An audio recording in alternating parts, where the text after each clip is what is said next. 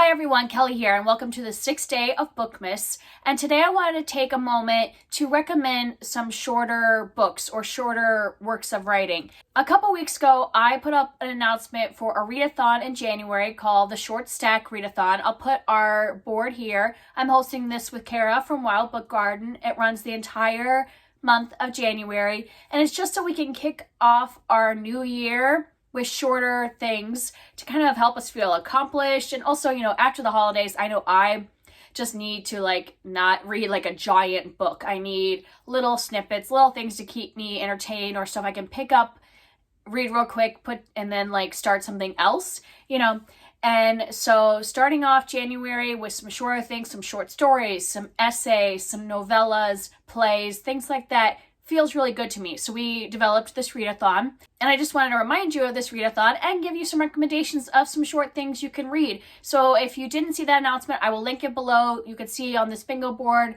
that we're doing kind of a point gathering kind of system. So it's not a competition with other people, but you might have like a goal in mind of what kind of points you want to reach. And you get, 1 point for reading a short story or an essay, or 2 points for reading a play or a graphic novel, 3 points for a novella, and so forth.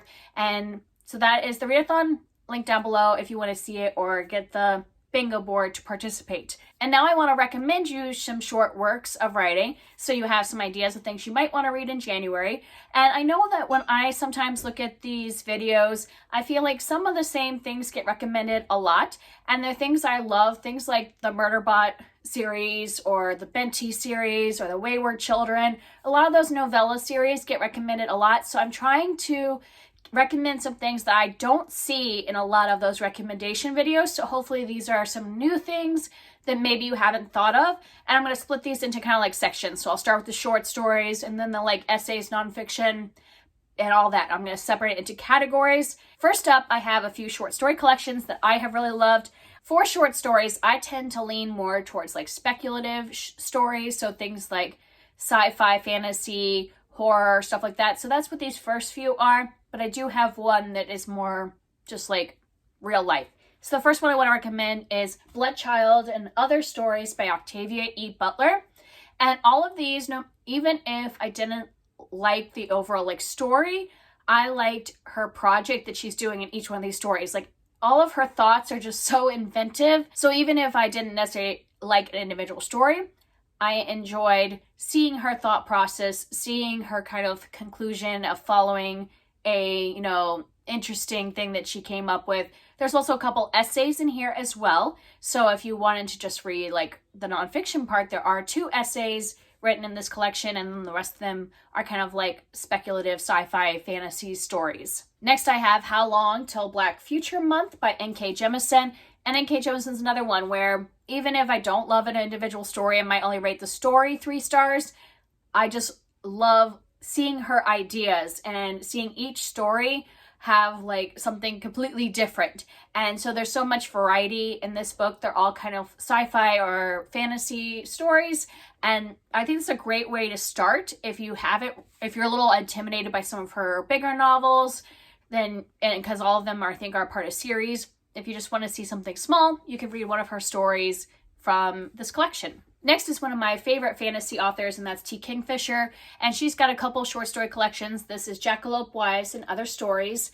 And the title story, I think did it win a Nebula Award? It won one of the sci-fi fantasy story awards. And several of hers have shown up in either Hugo Awards or Nebula Awards. And all of them are most of them are fantasy actually. I don't know that she writes sci-fi necessarily. Most of hers are fantasy. Some of them are short, some of them are more fairy tale retellings, and some of them are just completely made up worlds, and some of them are a bit creepy. So they also kind of venture into horror in a few places.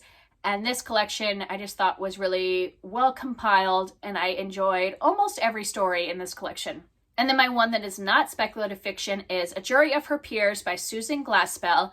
And this is a classic, and you can read it both as a short story, and then she also did a play version, so there's either way.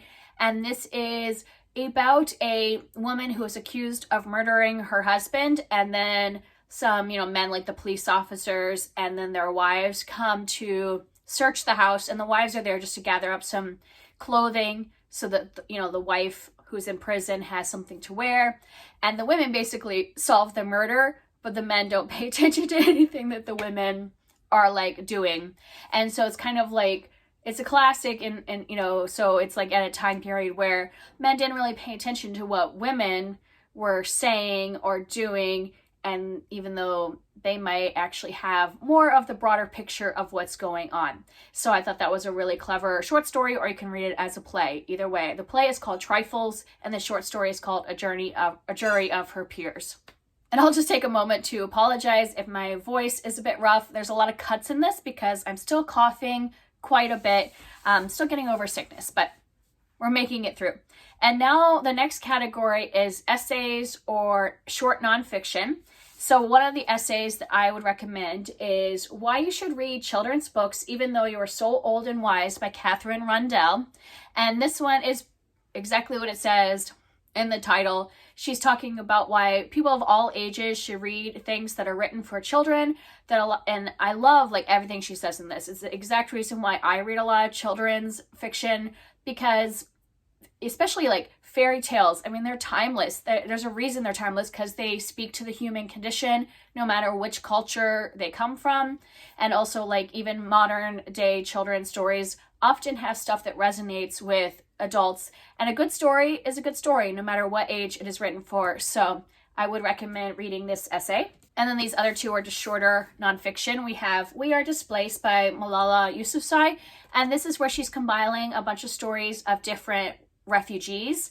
So she tells a little bit of her story, which you could also read separately in her, memoir, but she kind of abbreviates her story, but then she goes into several different women who have fled their country and tells their stories and shows how the refugee experience is so broad, and each refugee is going to have a different experience, and showing those a variety of different experiences. Next we have Audrey Hepburn, An Elegant Spirit by Sean Hepburn Ferrer, and this is written by her son, and so it's a more intimate view into Audrey Hepburn, so it's not going to have every single like juicy detail of what she was doing in her life, and more just like a reflective view of her home life, and has beautiful pictures in it.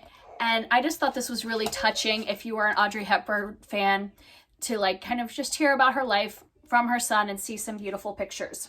Now the rest of these, I'm just going to put pictures up because I kind of decided I was done pulling books off my shelf. So the next category is plays. And the first one I want to recommend is Lady Windermere's Fan by Oscar Wilde. And I picked this one because a lot of people recommend The Importance of Being Earnest by him. And I love that play. And I really think all of his plays are really interesting and fun. But I don't hear a lot of people talking about Lady Windermere's Fan. And I think it's just as good as Importance of Being Earnest. He writes plays of manners, which means that, everybody's kind of falling into society, but there's a lot of like secrets and, hilarious situations where people are hiding things from each other or saying things that have different meanings. And so I just think this one is a really fun one to read if you've already read The Importance of Being Earnest or seen it and you want something different to try. Now, plays are meant to be seen, so I know that sometimes it's harder to read them, but I'm recommending ones that I think are still good to read. So another one that I think I was still like laughed out loud the first time I read it before I'd even seen it on stage, and that's Leading Ladies by Ken Ludwig. Ken Ludwig always writes like hilarious farces, and this one is about two men who, they're down on their luck, they're actors, and they hear about this woman who is about to die and is looking for her long lost nephews to give her inheritance to. But it turns out when they arrive that actually it's her long lost nieces. So, of course, a lot of hijinks, cross-dressing ensues, and there's romance, and it's just really hilarious. And so really anything by Ken Ludwig is going to be funny. Comedic plays are my favorite, but if you would rather read something that's a little more serious, I would recommend The Laramie Project by Moises Kaufman.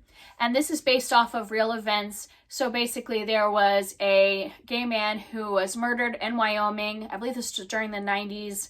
as part of a hate crime. And so this theater troupe goes to the town and interviews a bunch of people. So interviews both his friends and his family, but then also like people that hated him because of being gay. And, you know, kind of gives a whole wide view of what could have led to such a horrible crime being committed.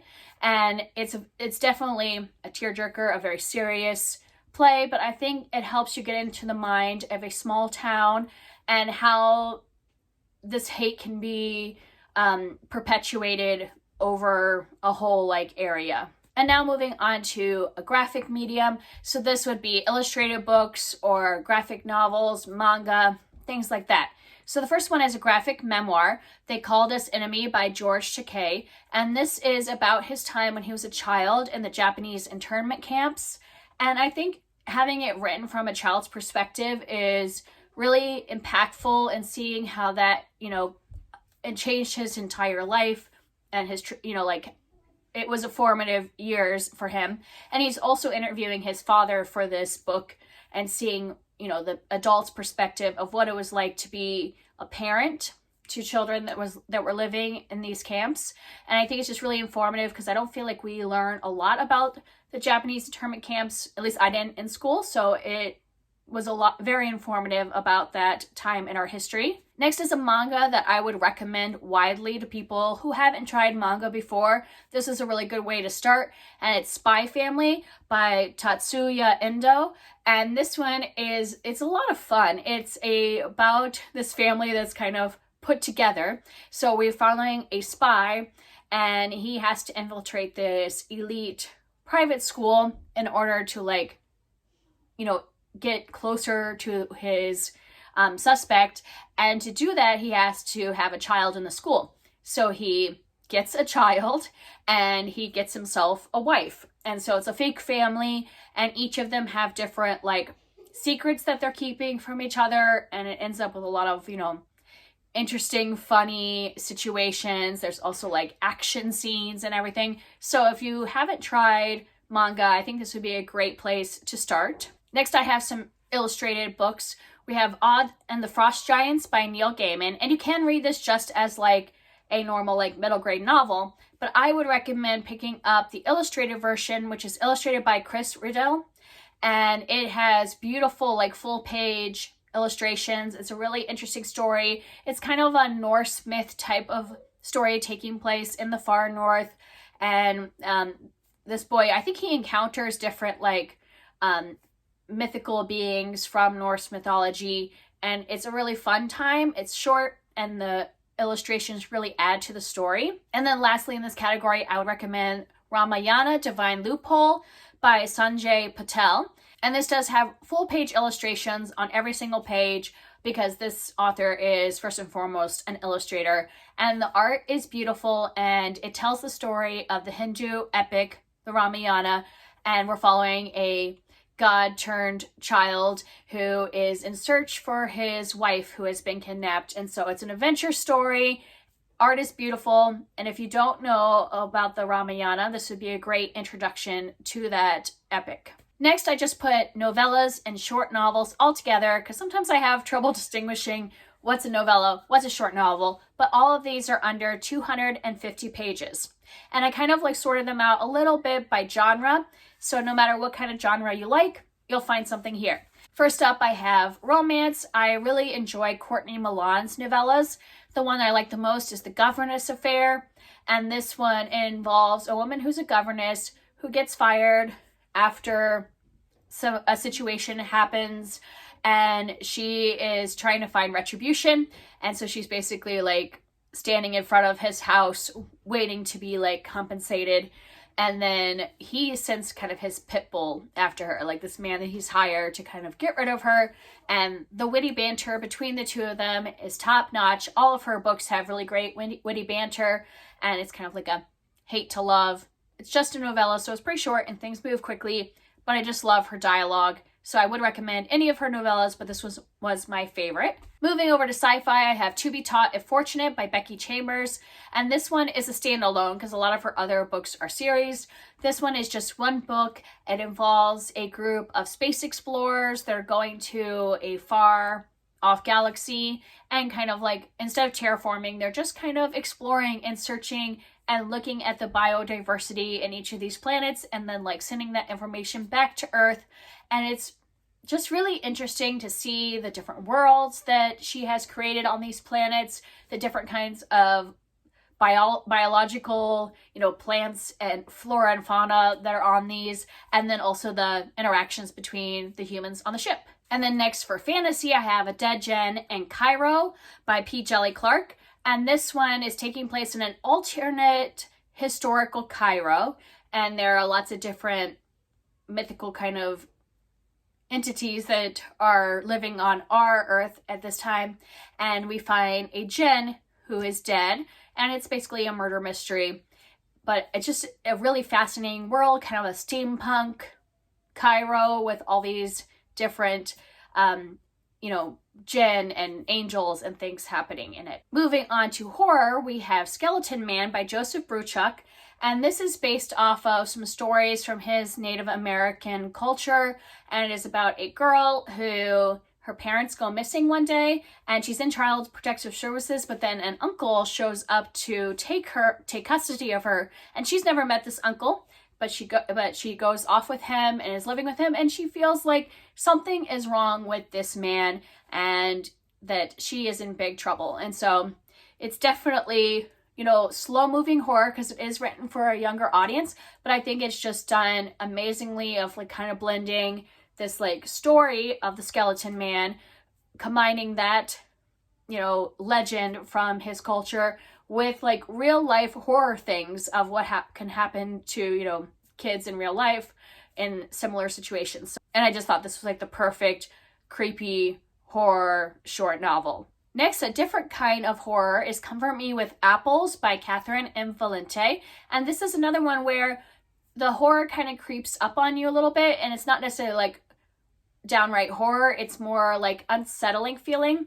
We're following this woman who everything is perfect. She lives in the perfect town, perfect neighborhood, perfect husband, everything, but is everything as perfect as it seems?